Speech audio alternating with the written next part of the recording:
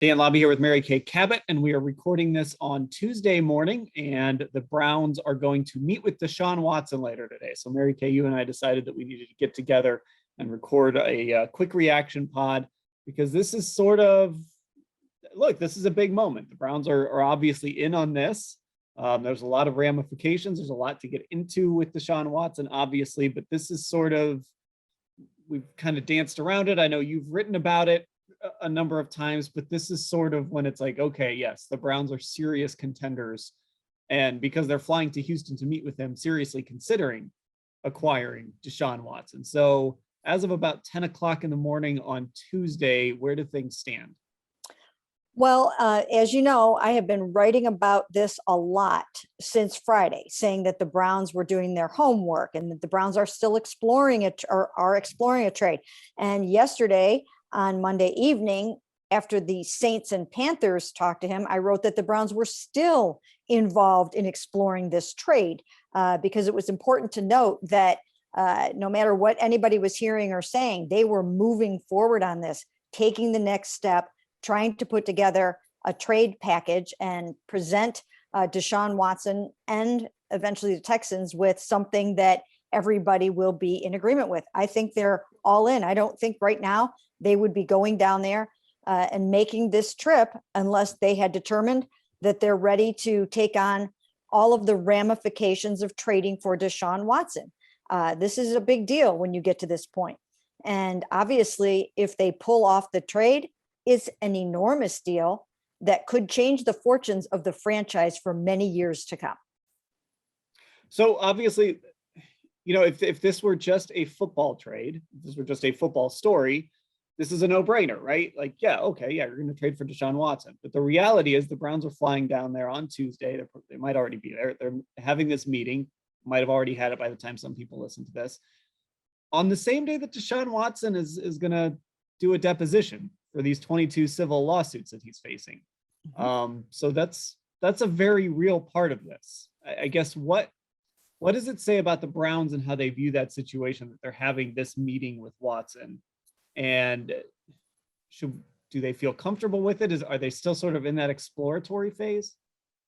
Well, I still think they're investigating. I still think they want to hear what Deshaun Watson is going to say today when he testifies under oath in a deposition today that involves 2 of the 22 civil cases against him. And so I think they will be monitoring that very closely, as will the other teams. But I still think that they've done enough of their own investigation, enough of their own vetting, that they have a comfort level with Deshaun Watson. The fact that he was not charged criminally by the grand jury on Friday, I think really opened the door for the Browns and other teams to dive in there and take a chance on Deshaun Watson. So I think they have a comfort level with it.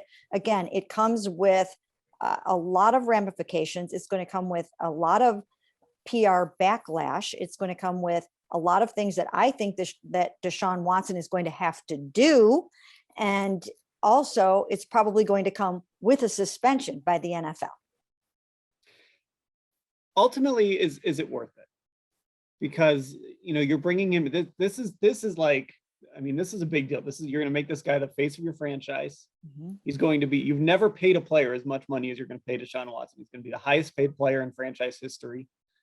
He is your quarterback. He is your guy. We kind of know how the NFL cycle goes, right? This will be a story. Eventually he'll get on the field, he'll start playing, and it's not going to go away, but people are going to focus more on the football than anything else, right? That's how these things go. Is that worth it just from a Browns perspective? Is that worth it? Well, you know what, Dan, I will say, if he is not, if he's not charged, convicted with any crimes, and he is found to be innocent of this, then I would think that it is definitely worth it. Now, if he does lose some of the civil suits, and if he is suspended by the NFL, that's where I think the work is going to have to come in for Deshaun Watson. That's where I think he's going to have to repair some of the damage, make restitution, make amends, repair his good name and image, get whatever counseling he might need. The Browns are going to have to do their work. But if he is not found of committing a crime in these amid these accusations and allegations, and the Browns can get a comfort level with it, and they're super confident that nothing like this is going to happen going forward, then I actually think it could be worth it from a football standpoint. And like I said, a lot of work is going to have to be done all around. But if they find themselves with one of the very few rare elite quarterbacks in the NFL, and they can win some Super Bowls, and they feel confident that they're not trading for a criminal who has done these horrible, egregious things, then I think it would be worth it. I mean, there's a lot of risk in this, right? I mean, they're going to have to give up probably 3 first-round picks at least, maybe 1 or 2 seconds. Maybe, I mean, they're giving up a lot. They're basically tying themselves to Deshaun Watson. And it still feels like we don't know, first of all, exactly what happened. I mean, there are 22 civil lawsuits. Like 22 is a lot. And so, are they all truthful? I don't know, but 22 is a lot. And you're bringing in a guy and you're kind of selling out your franchise that you're just not 100% certain that you're even going to have him for the first half of the season, at least. You don't know what the future holds for him. I don't know. This is really risky. And I've been a big Deshaun Watson fan. I mean, look, after he beat Alabama at Clemson, from the talent perspective, he's a top 5 quarterback. All this other stuff, I just don't know. I don't know if it's something that it's hard to say this because the Browns would win Super Bowls with him, but I don't know. I don't know if you bring a guy like that in. I don't know if you pay that price to take that risk and kind of get stuck being the team that has to pay for all these sins that he committed, if he did actually commit them. Yeah, and that's the hard part. It is very complicated, and they have been working really hard at it. I'm sure they've had all their security people involved.